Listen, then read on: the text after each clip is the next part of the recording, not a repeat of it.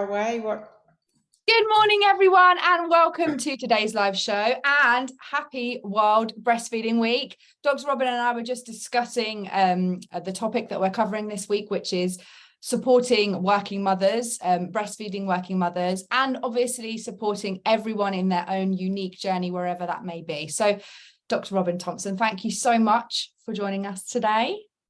pleasure, absolute pleasure. Doesn't she look wonderful today? And Dr. Robyn Thompson has been a breastfeeding mother herself who returned to work. So we are sharing with you personal experiences. We are sharing with you stories that we've heard from our community. And we're also sharing with you the importance of, and this is a good starting point, of learning your rights. So wherever you are based in the world, it's really important that you research your rights for returning to work. Get all those policies from your HR department if you have one, and just really know your stuff so that you can exercise your rights as you should. Dr. Robyn, what's your first message to those watching today that have tuned in for this topic? Well, I think returning to work is a mother's choice. So my very first thought, and I have said this often now, is that I expect mothers who have new babies to be paid for the work that they do. So I think we don't understand, or we don't respect that mothers work 24/7 and they are raising the next generation and the next generation, and so it goes on. So I think they need to be recognised that that their work is valuable. And, you know, when you think about all the work they do in the house, they do every single day, transporting kids if they've got other children, I think it's time that we really did focus in and look after them. And also I talk with so many women, as some of you might know, and some of them are very distressed about leaving their baby. And I'm hearing from them that some left their babies at 2 weeks. That's just far too early. You're not even recovered from having a baby at 2 weeks. And some are doing 4, 6, and then on to, you know, some months. But I do think it's time we value the work of women. And I know the family, the rest of the family, the partner or their husband actually works too, and they need to work to keep the family going. So I think some help in that area would be much better politically, very politically wise, to look after women who actually do spend all of that time, precious time, with their little ones and growing with them and taking them places and doing the things that they do as they grow and develop and grow and develop. And you know all about that with your two. Yes, and I have been in the very fortunate position that I have a role where it was very understanding of that, and I'm able to work from home. However, I have many friends that have babies the same age as Jacob and Grace, and all of them have returned to work. My situation is quite unique in the sense of I can continue to breastfeed Grace as and when our routine works in our unique situation. But I do sympathise, and I do also, like Robyn said, I hear stories regularly where mums are just not ready to return to work. Now, if we were paid, like Robyn just said, if we were paid for our wonderful service to the future world, like Sweden and many other Nordic countries. I do believe Germany has a fantastic, and Denmark have a fantastic maternity leave system. If we were paid for the pleasure of staying home with baby, however you choose to feed baby is irrelevant really, but if you were paid for that, then you would be able to then move on to the next stage in the pre-toddlerhood years, like those countries I mentioned. Up to 2 you're paid to stay at home, and if you return to work, that's a choice. So that's where we're getting at. It should be a choice. It may not necessarily be a choice for you right now in your unique circumstances, and you may want to return to work that early. That's fab. I mean, that's what it's all about, isn't it? That's what it's all about. It's all about choice. But for so many, in particular those that we hear from in the USA, they're not wanting to return to work. And once they do, they are really struggling. And we see in research, it can increase the risk of postpartum PTSD. It can increase breastfeeding complications. But that's not to say that there isn't support out there. Dr. Robyn Thompson goes into great detail in the online education on how to express in avoiding breastfeeding complications, what type of bottle you may want as a kid consider, avoiding using a bottle if you want to altogether, how to go about babies going into daycare. There's so much information for you if this is your concern and if this is part of your journey. Do get in touch. I'd love to share the information with you. And I just want to state some facts, and then I'm going to get your opinion on them, Rob, because Oh, goodness. this was mine and Sam's heat of topic last night when the babies were sleeping.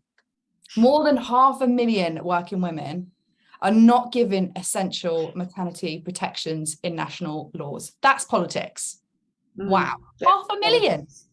Yeah, that is politics, yes. And look, if the other problem associated with that is that some of the workplaces don't support the women to be able to provide the milk, their breast milk for their baby if they choose to. Again, some won't do that, but others that are talking with me actually do want to do that. And how to go about that. In Australia, we're lucky because, most places will be, I'm not sure what the law is, but they will be able to have some time to do some expressing, to be able to have a feed for the baby while they're away the next day. Yeah. And again, I don't have any rules, as you know. I don't have rules at all. I don't believe in rules. I'd like to break all the rules. Because it is a woman's choice, no matter what she does. And no matter what she does while she's mothering those little ones, that she needs to be looked after too. Yeah, absolutely. And actually, even if you do know that you have rights and there is legislation to protect you as a breastfeeding working mum, do exercise them, because we've heard stories. I mean, here in the UK and in Australia, I know we have pretty decent pumping, expressing and breastfeeding rights. To the point of, pumping. Expressing. Very true. We do have that's what they're called here in the UK anyway. I know, but that pumping is what they do to the cows. Yes, and it also translates in your mind to having to extract quite aggressively milk, which is not okay. But that's sorry, definitely but I had to say that. That's very true. Thank you. No, thank you for mentioning that, because it's true. But it sounds like a lot of companies and bosses, a lot of workplaces are not respecting you or the laws. Actually, bring them up on it. It's your right to do so. As women, we are already feeling a little bit targeted for taking maternity leave, especially if you're in a position of power. And you are having to fight back, claw your way back into your position after taking some time off. It's your right. It's within your right. You will not lose your job because of it. And if you do, then there is tribunal. So that's what I say. But here in the UK, I have, when I worked in my previous job, I had a lovely mum who actually used her lunch hour to go to a very close childcare setting where the provision was, where her baby was at 6 months. And she would have the hour eating her lunch with her baby and feeding her baby at their leisure. And it worked really well for them. So that may be an option for you as well. But if not, there's so much support in our community. So do reach out. And the next fact I wanted to say, just 20% of countries, this is the one that shocked me, require employees to provide employees with paid breaks and facilities for breastfeeding or expressing milk. I mean, I'm very pleased at their use of language of expressing milk there, but 20%. And how much worldwide requires us to return to work? Is that worldwide? That's worldwide. Yeah. Where did that come from? This is from UNICEF. So all of my facts today are from UNICEF. They've recently researched, and this is in honour of World Breastfeeding Week, with mums returning to work. So that's almost unbelievable, isn't it? It's mind-blowing. How?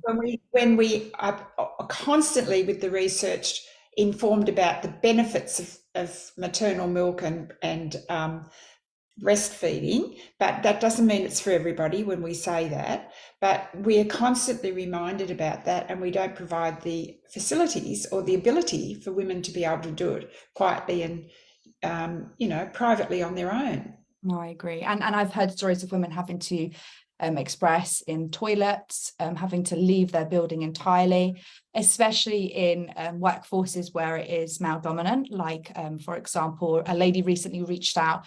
She's a lawyer.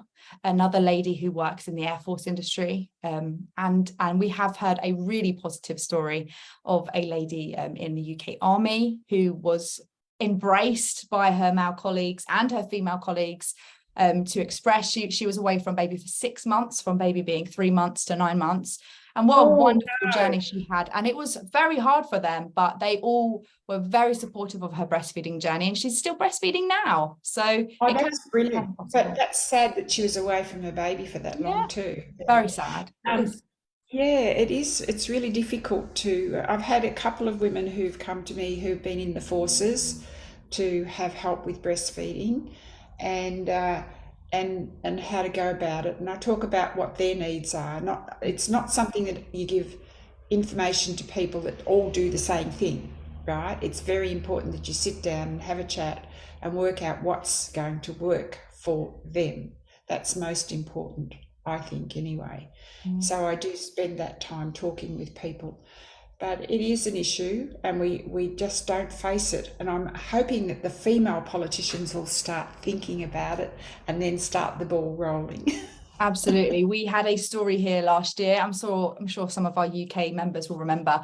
I cannot remember the name, but one of our lovely politicians stood in the Houses of Commons and she breastfed her baby, and there was uproar about it. That happened in Australia too. Beautiful woman sat in Parliament and fed her baby. Good on her. And so we should. What better way to protest can there be than that, you know? Yeah.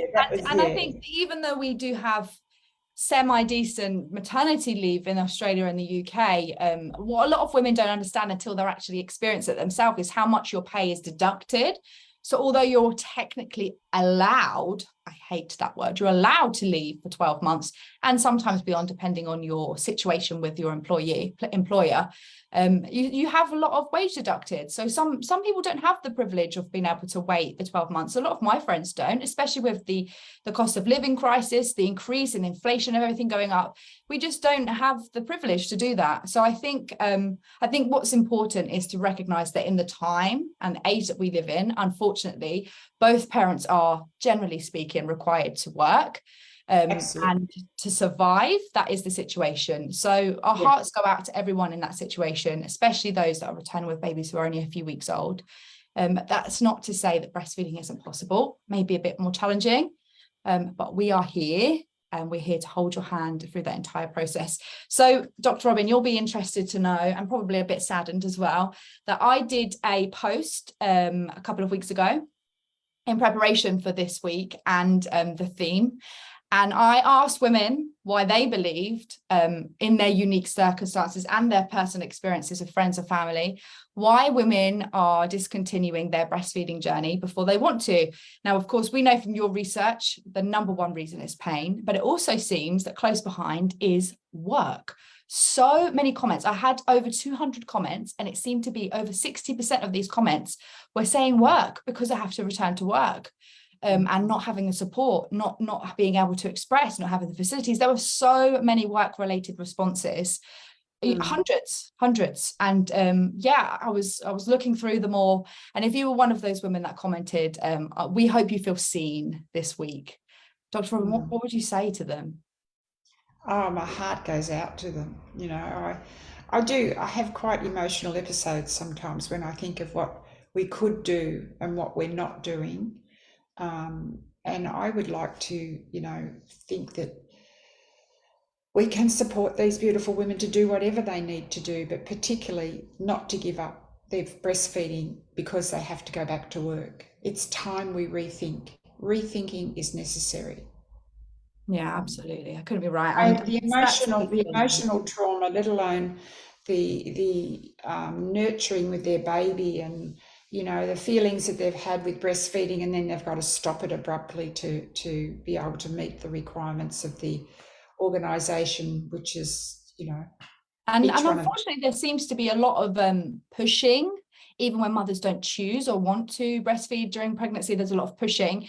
It does, however, seem that once baby is here, that support just vanishes. That seems to be what a lot of you are saying as well. In particular, here in the UK, there seems to be a huge force of formula for mums that do want to breastfeed, and then just incredibly the opposite for ones that don't. So it's just it's just shocking. There's not the right support for the right people.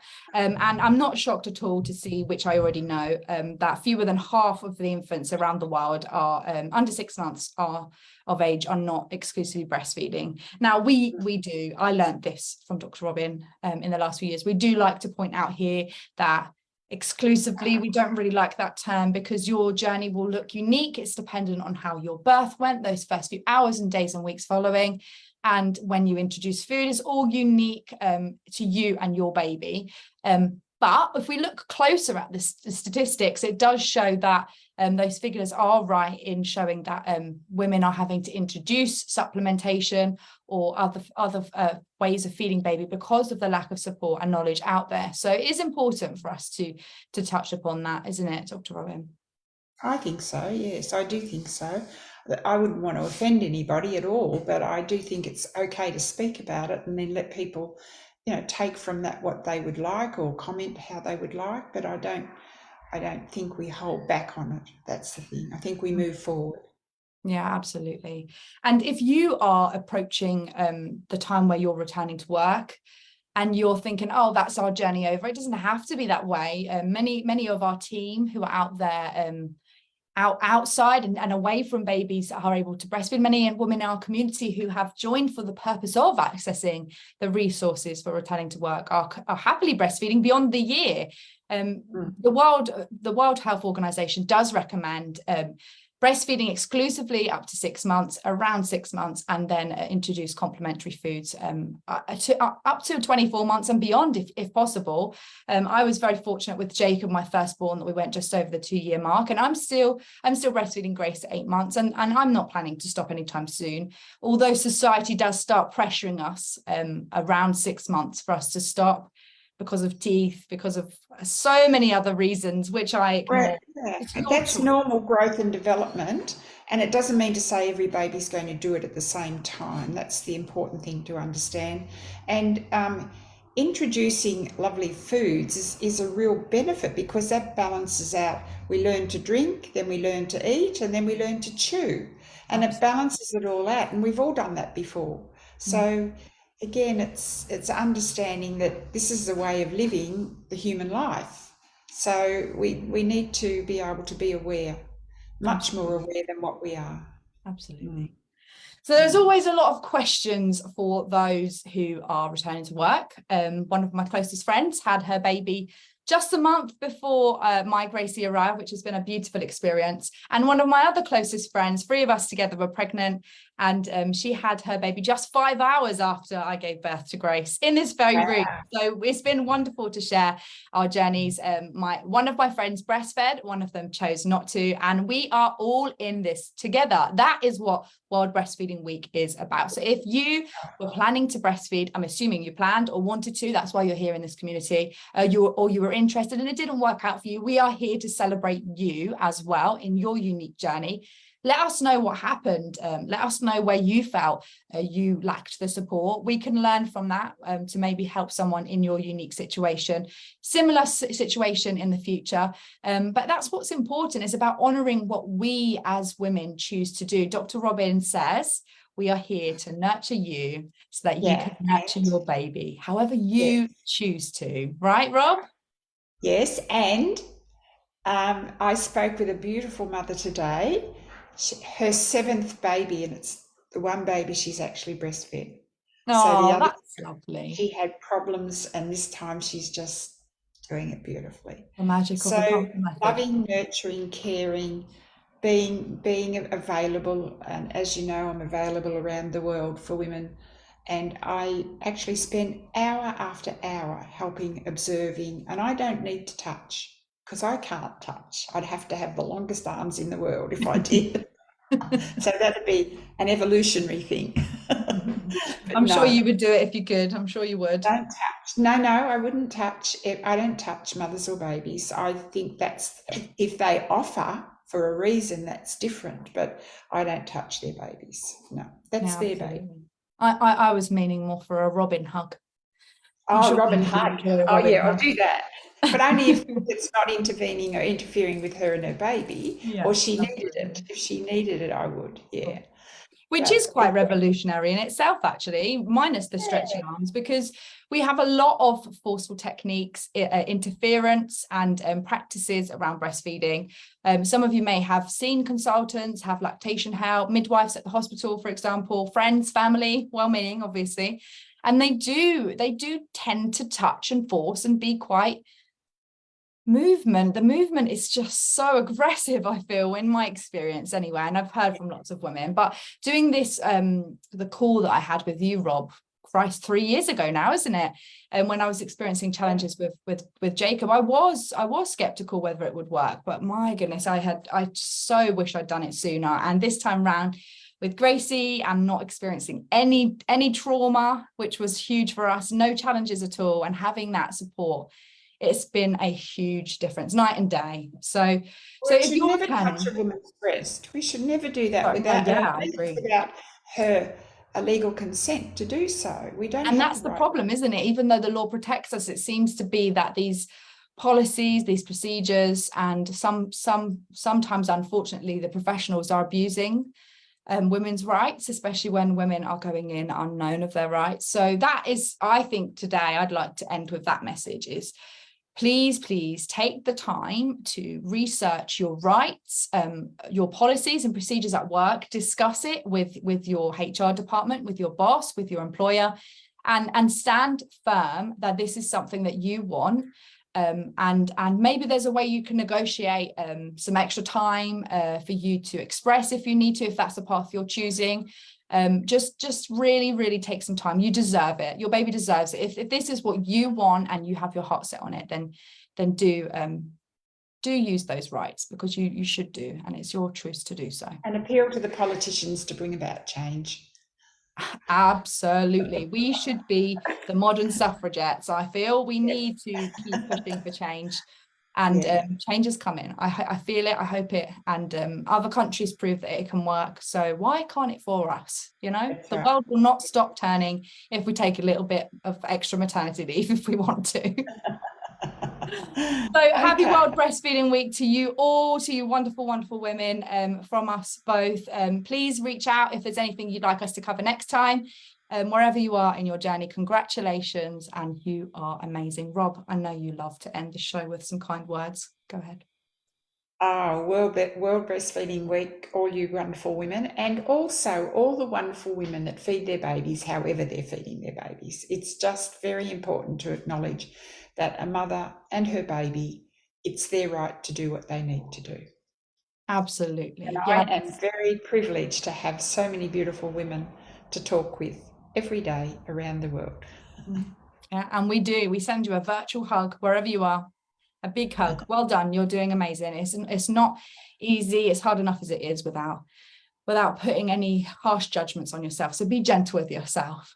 And be gentle, be calm, and make sure everybody else respects you too. Oh yes, you do that, that's for sure.